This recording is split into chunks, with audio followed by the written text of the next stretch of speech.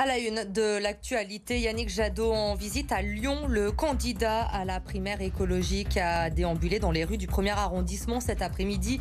Le but, convaincre les Lyonnais de participer à la primaire, justement une semaine avant le premier tour.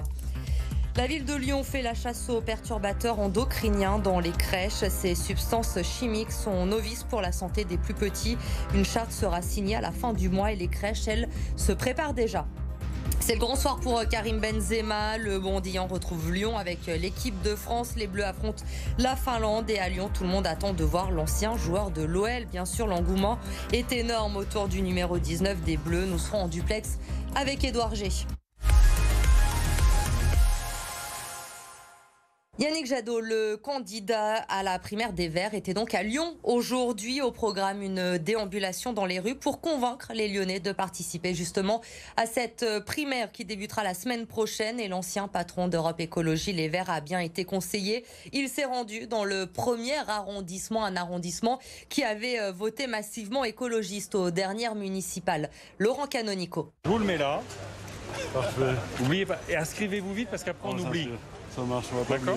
oublier. Opération séduction. À 5 jours de la clôture des inscriptions pour le vote à la primaire écologiste, Yannick Jadot a battu le pavé lyonnais. Tractage avec des militants dans le 1er et le 2e arrondissement.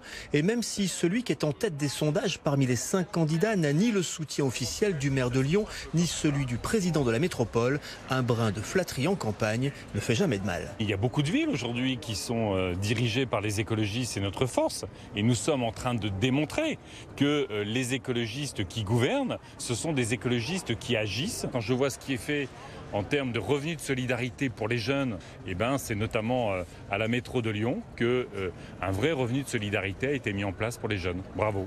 La primaire du pôle écologiste est ouverte à tous, à condition d'avoir plus de 16 ans. Il faut aussi s'acquitter de 2 € pour les non-adhérents à l'un des 5 partis organisateurs. Une formalité pour ces Lyonnais. Lyon a beaucoup bougé depuis 15 ans et j'espère que ça va continuer comme ça au niveau écologique. Moi, ça fait 15 ans que je fais du vélo et je vois bien la différence. Donc j'espère vraiment que l'écologie sera le phare et que la politique suivra derrière. C'est un sujet qui est quand même primordial en ce moment.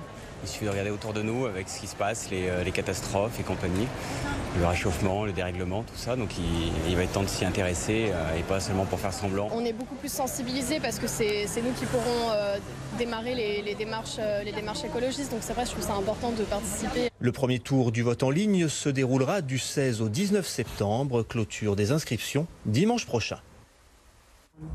Politique toujours avec la sortie demain du nouveau livre de Jean-Michel Apathy, Les amateurs, les coulisses d'un quinquennat aux éditions Flammarion. Et on va en parler ce soir sur BFM Lyon avec vous, Lucie Young. Lucie, un chapitre a particulièrement retenu notre attention. Burn-out au gouvernement. Oui, Elodie, un chapitre consacré à Gérard Collomb, ancien maire de Lyon et surtout ancien ministre de l'Intérieur entre mai 2017 et octobre 2018. Et selon Jean-Michel Apathy, ce ministère a été une période très compliquée pour Gérard Collomb, le ministre qui, je cite, ne se sentait pas accepté, malheureux, isolé.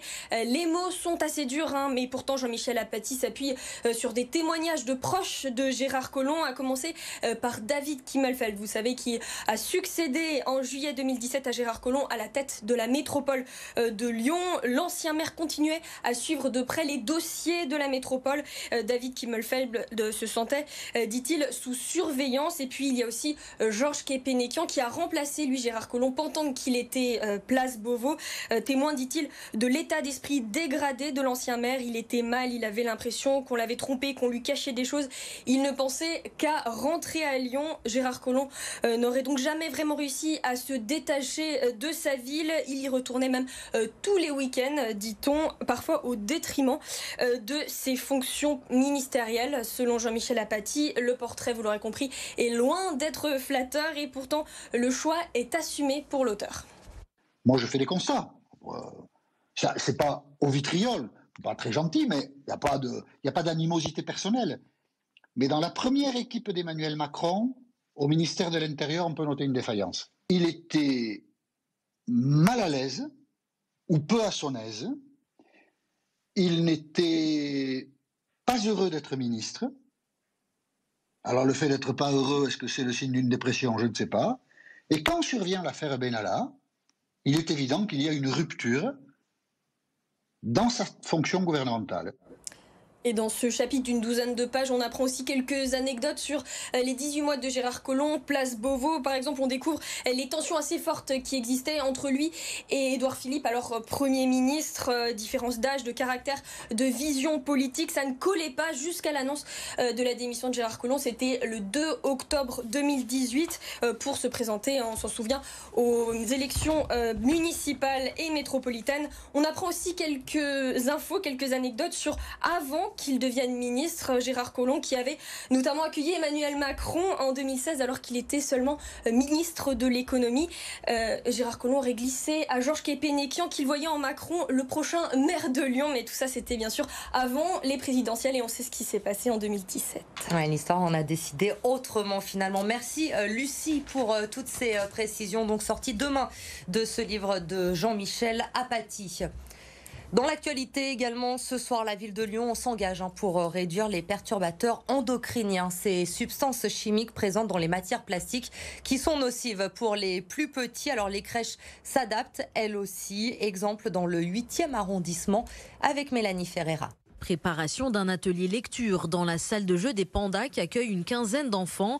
Un espace de vie en crèche on ne peut plus classique. On retrouve des tapis au sol, on retrouve des banquettes, on retrouve alors une table où peut y avoir des activités puzzle, dessin, manipulation de pâte à modeler. Du mobilier et des jouets qui devraient prochainement disparaître. Le plastique mais aussi le mobilier en bois peuvent contenir des perturbateurs endocriniens nocifs pour la santé des tout petits. Les mobiliers sont souvent, vous savez, agglomérés avec des cols qui dégagent du formaldéhyde et ces cols ont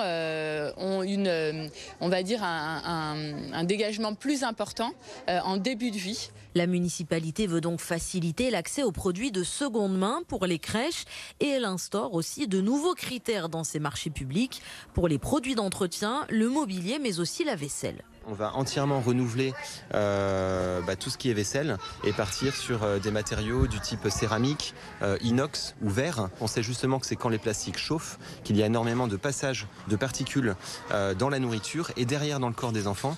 Donc voilà, c'est ce type de pratique-là qu'on veut généraliser et par ricochet inspirer aussi aux familles qui se rendent compte que faut éviter ce type de choses-là, de produits. Et dans cette crèche, les équipes vont aussi passer aux couches lavables. Un test de 4 mois mené également dans 9 autres crèches de la ville.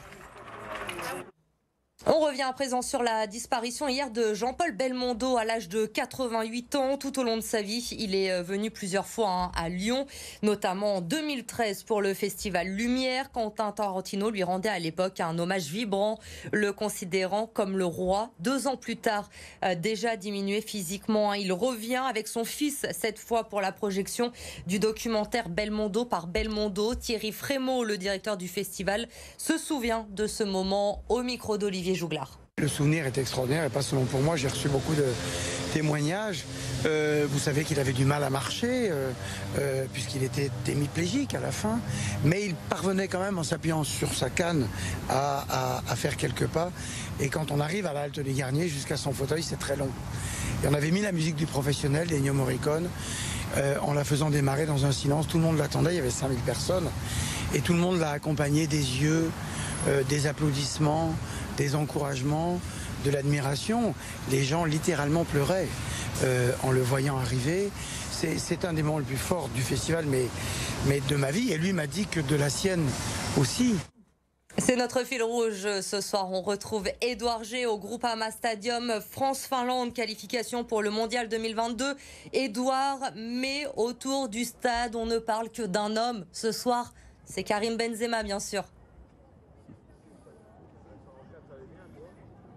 Oui, j'étais inquiet quand vous m'avez confié cette mission de fil rouge de trouver des numéros 19 de Karim Benzema. Et puis finalement, depuis 2 heures qu'on est là, on voit que ça. Alors du coup, avec Corentin Marabeuf, on a cherché un numéro 10, un ancien Karim Benzema. Regardez, usé par les années, parce que c'est Quentin qui vient voir ce match, supporter, vous l'avez vu, de Benzema, mais Benzema première époque, avant la disgrâce. Forcément, vous avez toujours ce maillot. Mais là, vous voulez le voir ce soir. Qu'est-ce que vous voulez le voir faire dans ce stade ? Faire plein de choses. Le voir marquer déjà, comme tout le monde, j'imagine. 1, 2, 3 buts, ça peut être bien. De la tête, du torse. n'importe quoi. Tant qu'on le voit marquer, tant qu'on le voit jouer, tant qu'on le voit faire des beaux gestes, c'est le plus important. On sent une vraie impatience. Hein. Bah ouais, on voit des maillots de Benzema partout, grand joueur. Il a prouvé que il savait en tout cas provoquer l'attente autour de lui et ce soir ça y est. Voilà, vous l'avez compris, hein, Elodie, c'est pas une fiction, c'est pas une illusion d'optique, c'est pas une invention de journaliste. Ici, dans ce France-Finlande, on attend bien évidemment le retour de Karim Benzema, que ce soit avec le numéro 19 contemporain, on va dire, ou avec l'ancien numéro 10 qu'il avait dans sa première époque de l'équipe de France, le prodige de Bron. Et on l'attend tous, ce retour de Karim Benzema à Lyon. Vous allez pouvoir y assister. Édouard, merci à vous et merci à Corentin Marabeuf.